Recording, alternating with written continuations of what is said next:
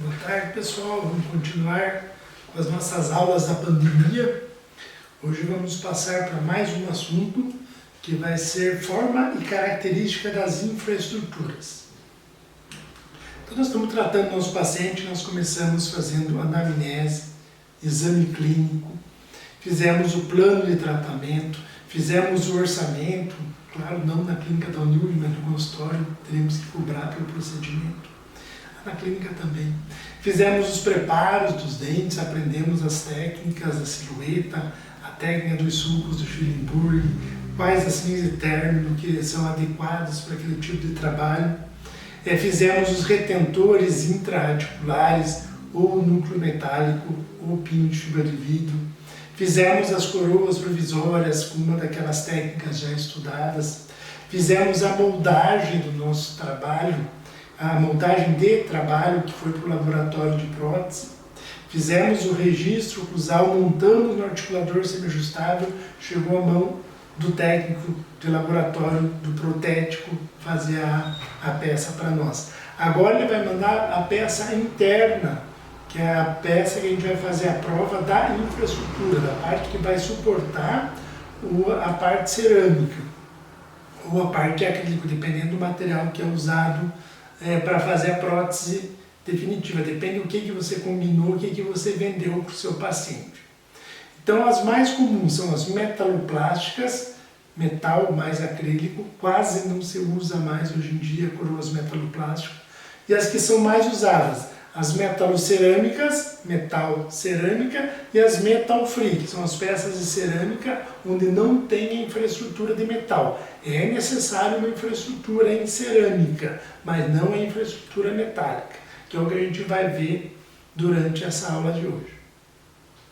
Vou dar só uma rápida pincelada para vocês de coroas metaloplásticas, porque talvez vocês ainda encontrem isso em alguns pacientes que vêm na clínica. Então, para vocês não ficar perdidos para saber o que era, metaloplástico é uma infraestrutura em metal com a parte vestibular revestida em acrílico.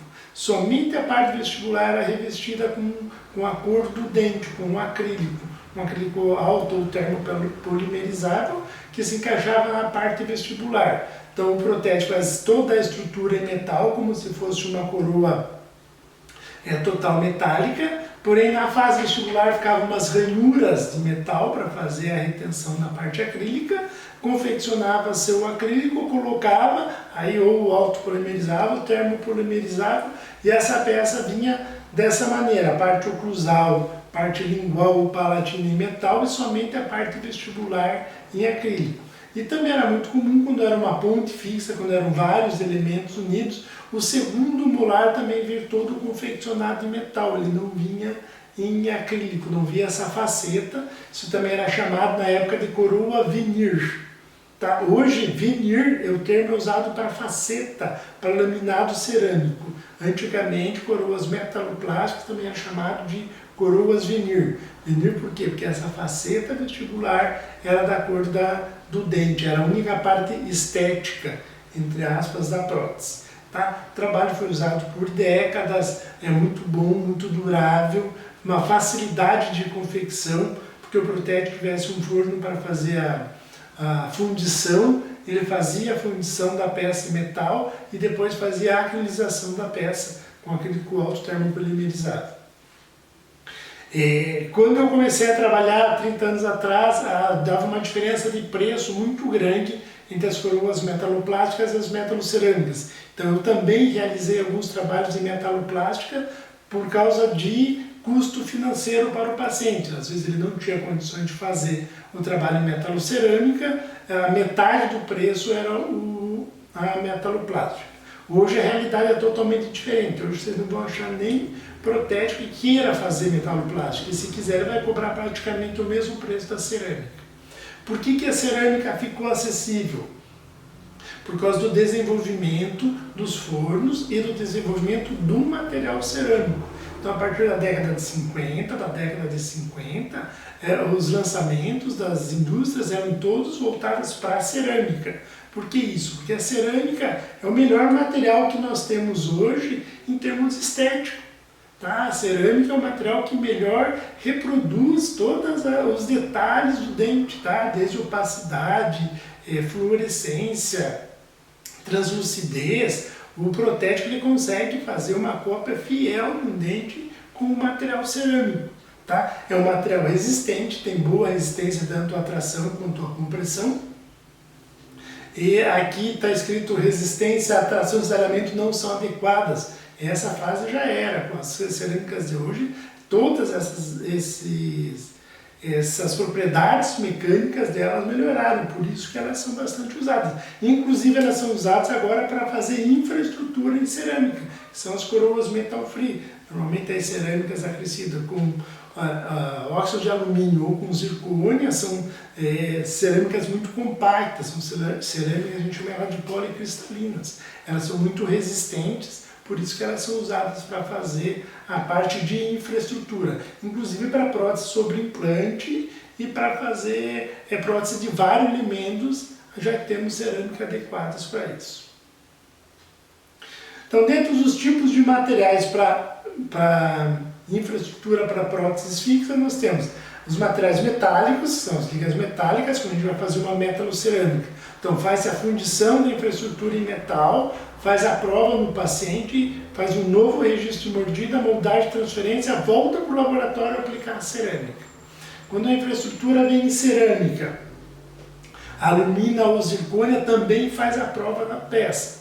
Quando a gente pega uma cerâmica monolítica, por exemplo, de silicato de lítio, aí não vem prova, você já vai para o laboratório, a peça vem pronta, porque ela vem num bloco só. Se for fazer infraestrutura em leucita ou de silicato de lítio e depois aplicar uma cerâmica de revestimento, também temos que fazer a prova do copo em cerâmica. Então vamos começar falando sobre as infraestruturas em metal, tá, para as próteses metalocerâmicas, porque é o sistema mais usado hoje em dia. Mais usado que a metal free, por enquanto, por causa de preço. A metalocerâmica ainda é um pouco mais barata.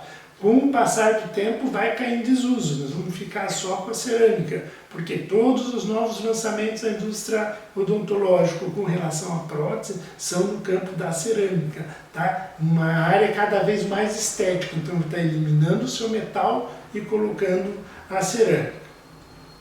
A metalocerâmica ela serve desde elementos unitários até incrustações, por exemplo, os inlay ou onlay dá para fazer em metal. Tá? Em metalocerâmica já é difícil, mas em metal sim. Mas a metalocerâmica serve para coroas unitárias, para pontes pequenas, até reabilitações de arcada inteira. Tá? Então faz uma estrutura metálica, por exemplo, vai fazer uma ponte de 10 e 12 elementos, a metalocerâmica é indicada. Tá? Também serve essas próteses metalocerâmicas para fazer encaixes aonde? Quando vai usar próteses fixas de encaixes semi-rígidos ou quando vai fazer uma reabilitação com próteses fixas juntamente com próteses parciais removíveis. Então você vai fazer o encaixe da estrutura, da infraestrutura metálica da prótese removível dentro da coroa metalocerâmica. E também outra indicação para as metalocerâmicas são próteses sobre implantes, também podendo ser unitário até de vários elementos. Por exemplo, fazer um protocolo, que é uma prótese total sobre implantes, apoiado em 4, 5 ou 6 implantes. Faz uma barra metálica que vai parafusar nos implantes, sobre essa barra metálica que vem os entes de cerâmica ou de acrílico para fazer a protocolo. Então, a metalocerâmica tem um campo muito grande de indicações de uso em prótese fixa.